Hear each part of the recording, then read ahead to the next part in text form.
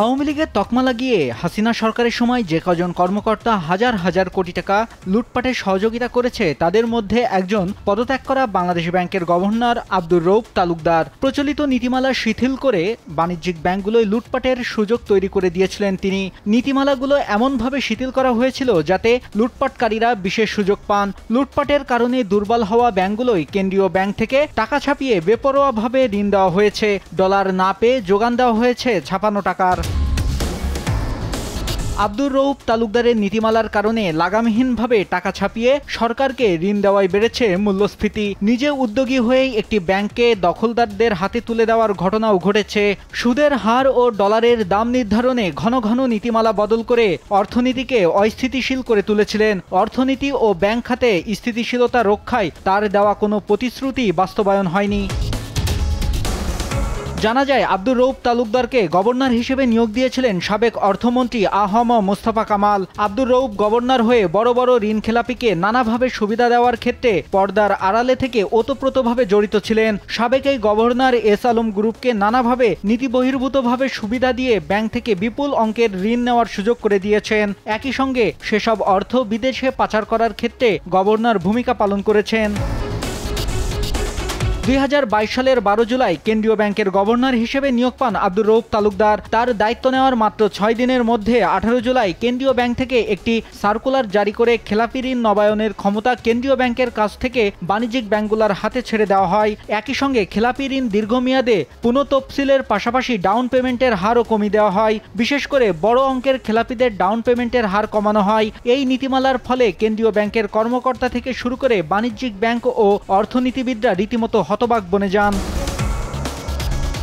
অর্থনীতিবিদরা জানান, সাবেক প্রধানমন্ত্রীর বেসরকারি খাত বিষয়ক উপদেষ্টা সালমান এফ রহমানের মালিকানাধীন বেক্সিমকো গ্রুপ ও এস আলম গ্রুপ সহ কয়েকটি গ্রুপের খেলাপি ঋণ অবাধে নবায়ন করতেই ওই নীতিমালা জারি করা হয়। একই সঙ্গে খেলাপি ঋণ নবায়নের বিষয়টিও গোপনে থেকে যেত, কারণ ব্যাংকের পর্ষদ থেকে এসব তথ্য বের হতো না।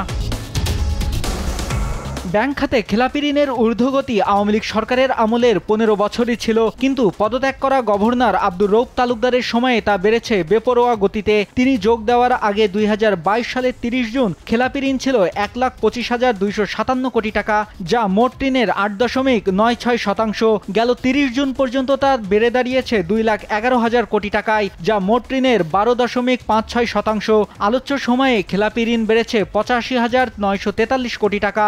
বৃদ্ধির হার 68.61%। জুলাই থেকে 5 আগস্ট খেলাপি ঋণ আরও বেড়েছে। আব্দুর রউফ তালুকদারের সময়ে ব্যাংক খাতে ঋণের নামে এমনভাবে লুটপাটের সুযোগ দেওয়া হয়েছে যে ওই সময়ে বিতরণ করা ঋণের সিংহভাগই পাচার হয়ে গেছে, যা এখনও খেলাপি হচ্ছে। তিনি দায়িত্ব নেওয়ার পর বলেছিলেন খেলাপি ঋণ কমাবেন, কিন্তু পারেননি। 2022 সালে 63,720 কোটি টাকার খেলাপি নবায়ন করা হয়। ওই বছরই নবায়ন করা ঋণ থেকে আবার 40,860 কোটি টাকা খেলাপি হয়ে যায়। 2023 সালে 91,221 কোটি টাকা খেলাপি ঋণ নবায়ন করা হয়েছে। ওই বছরেই নবায়ন করা ঋণের 54,060 কোটি টাকা ঋণ খেলাপি হয়ে পড়ে। ফলে নবায়ন করেও খেলাপি ঋণ কমানো সম্ভব হয়নি। অর্থনৈতিক সংকট মোকাবেলায় দক্ষ ব্যবস্থাপনায় ব্যর্থ হয়ে আব্দুর রউফ তালুকদার সরকারকে নজিরবিহীনভাবে টাকা ছাপিয়ে ঋণ দেয়। 2022 সালে 30 জুন পর্যন্ত কেন্দ্রীয় ব্যাংক থেকে সরকারের ঋণের স্থিতি ছিল 60,000 কোটি টাকা। 31 জুলাই এই স্থিতি বেড়ে দাঁড়িয়েছে 1,57,000 কোটি টাকা। আলোচ্য সময়ে কেন্দ্রীয় ব্যাংক থেকে সরকারকে টাকা ছাপিয়ে ঋণ দেওয়া হয়েছে 97,000 কোটি টাকা। 56 টাকায় ঋণ দেওয়ার ফলে মূল্যস্ফীতির হার বেড়েই চলেছে। নিউজ ডেস্ক, দেশ টিভি।